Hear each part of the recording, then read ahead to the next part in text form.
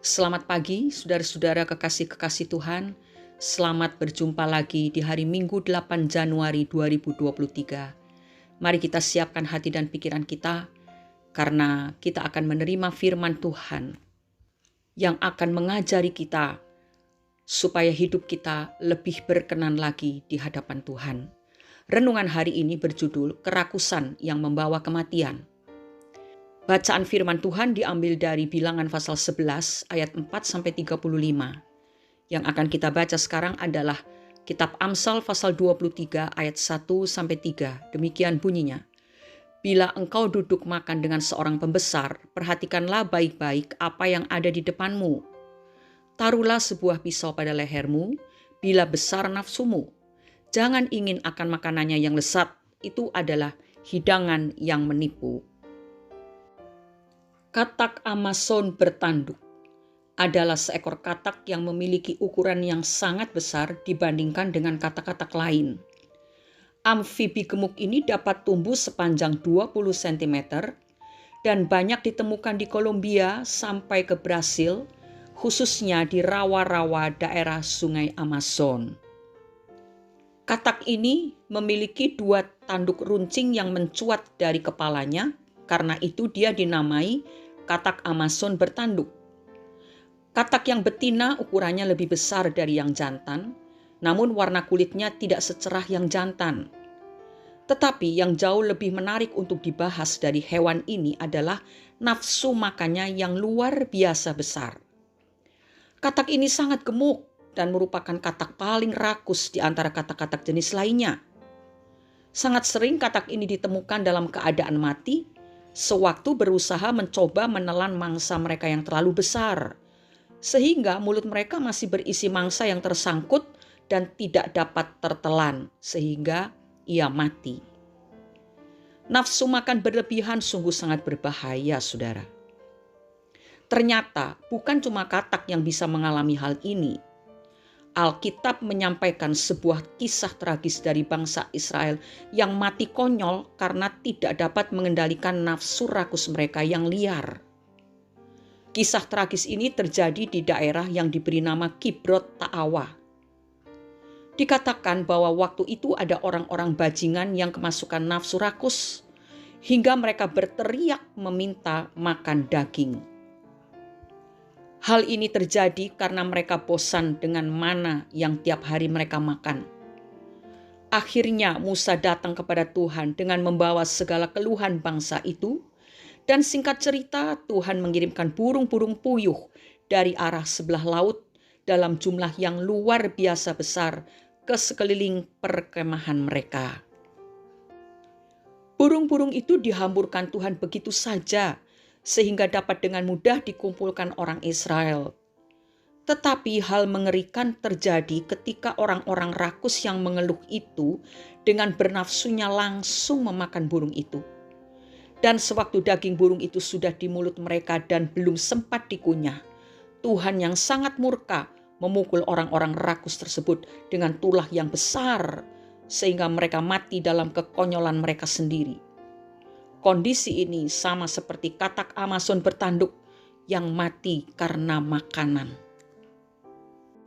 Saudara-saudara, pagi ini kita diingatkan oleh Tuhan bahwa terkadang kita menganggap sepele nafsu makan yang berlebihan.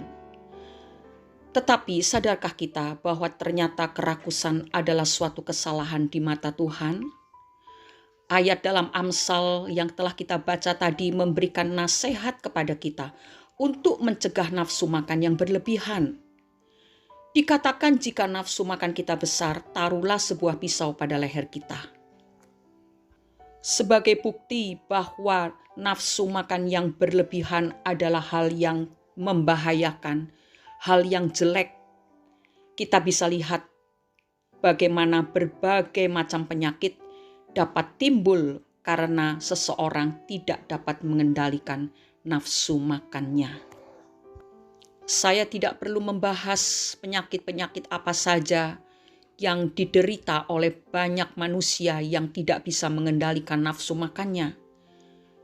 Kita semua sudah tahu, sebenarnya kita pun paham, Tetapi hal yang mengganggu adalah bahwa kita tidak bisa mengendalikan nafsu makan itu. Saudara-saudara, mari kita akan sejenak melihat dalam 1 Korintus 6 ayat 19. Sebenarnya tubuh kita ini milik siapa? Ayat ini berkata, "Atau tidak tahukah kamu bahwa tubuhmu adalah bait Roh Kudus yang diam di dalam kamu? Roh Kudus yang kamu peroleh dari Allah, dan bahwa kamu bukan milik kamu sendiri." Saudara-saudara, ternyata tubuh kita ini adalah bait Roh Kudus dan bukan milik kita sendiri. Artinya, kita harus menjaga baik-baik tubuh kita karena tubuh kita ini milik Allah, di mana Roh Kudus yang kita terima dari Allah diam di dalam tubuh kita. Sebab itu kita harus mengendalikan nafsu makan kita supaya tubuh kita tidak rusak. Kita bisa menemukan banyak anak-anak Tuhan yang walaupun sudah diberitahu dengan jelas oleh dokter-dokter, tidak boleh makan ini, tidak boleh makan itu, tapi mereka tidak taat. Ada yang berkata, kalau saya tidak boleh makan ini, tidak boleh makan itu, saya jadi stres. Akhirnya saya mati bukan karena penyakit, tapi karena saya stres. Bayangkan saudara, bukankah hal ini secara tidak langsung kita benar-benar melanggar perintah Tuhan? Kita melanggar apa yang Tuhan katakan bahwa kita ini bukan milik kita sendiri. Sebab itu saya percaya pagi hari ini bila seandainya ada saudara-saudara yang belum mengerti hal ini, maka Roh Kudus akan memberikan pengertian lebih jauh. Saya perlu mengajak saudara untuk membaca dalam 1 Korintus pasal 3. 1 Korintus pasal 3 ayat yang ke-17. Demikian bunyinya, "Jika ada orang yang membinasakan bait Allah, maka Allah akan membinasakan dia. Sebab bait Allah adalah kudus dan bait Allah itu ialah kamu." Saudara-saudara, kelihatannya ayat ini mengandung ancaman yang mengerikan. Tuhan yang baik, Tuhan maha baik kok mengancam ya? Tetapi sebenarnya kalau kita selalu mau taat, kita tidak melawan firman Tuhan, tidak akan timbul ancaman seperti itu. Tuhan itu penuh pengertian, dia tahu kita ini debu yang lemah. Itu sebabnya dia topang. Tuhan memberikan firman, Tuhan memberikan Roh Kudus yang berbicara dalam hati kita, agar kita taat kepada firman Tuhan. Tetapi kalau kita terus melawan, kita biarkan hawa nafsu, keinginan makan itu terus-menerus bertambah-tambah, tentunya Tuhan yang memiliki tubuh kita ini, dia tidak suka, karena itu dia mengancam. Jangan sampai ada orang yang membinasakan rumah Tuhan ini, yaitu tubuh kita. Kalau saudara sekarang sudah mengidap penyakit, kencing manis atau apa dan sebagainya, it's okay. Saudara bisa minta ampun, itu kesalahan masa lalu. Tetapi sekarang saudara harus hidup dalam suatu kehidupan yang teratur, makanan yang diatur dengan baik, sehingga saudara semakin hari menjadi semakin sehat. Itulah apa yang Tuhan mau sampaikan kepada kita hari ini. Biarlah Roh Kudus akan memberikan kemampuan kepada kita untuk mengerti, memahami, dan mentaati apa yang Tuhan mau. Mari kita berdoa. Bapa di dalam surga, kami mengucap syukur pagi hari ini. Sungguh kami mengakui seringkali kami mengabaikan hal-hal yang kami anggap tidak terlalu penting untuk diperhatikan, padahal Tuhan sangat memperhatikannya.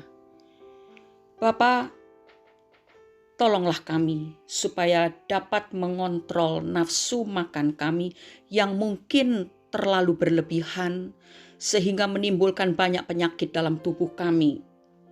Dan pagi ini kami mau belajar untuk memahami bahwa tubuh kami ini bukan milik kami sendiri, sehingga kami harus memeliharanya dengan baik, karena kami harus mempertanggungjawabkan seluruh kehidupan kami ini di hadapan Tuhan. Tolonglah supaya kami mampu untuk makan sesuai batas-batas yang normal. Kami percaya Tuhan tidak membiarkan kami mengatasi sendiri segala gejolak dalam tubuh kami, keinginan makan, keinginan mata, keinginan hidup dengan mewah dan sebagainya. Tetapi di saat kami mau bertindak, Roh Kudus pasti akan memberikan kemampuan kepada kami. Terima kasih untuk penyertaan-Mu yang luar biasa, untuk perhatian-Mu yang begitu detail dalam hidup kami.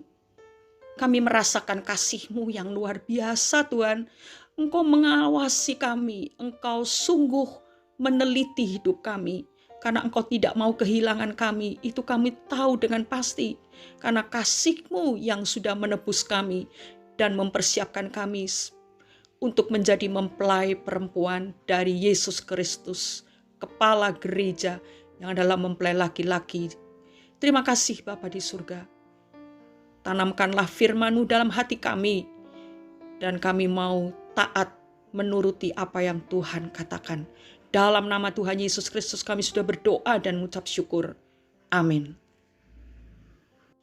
Latihan diperlukan dalam segala bidang kehidupan, baik dalam kehidupan jasmani maupun kehidupan rohani.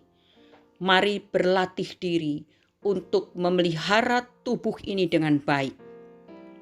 Tuhan Yesus memberkati kita. Selamat beribadah. Amin.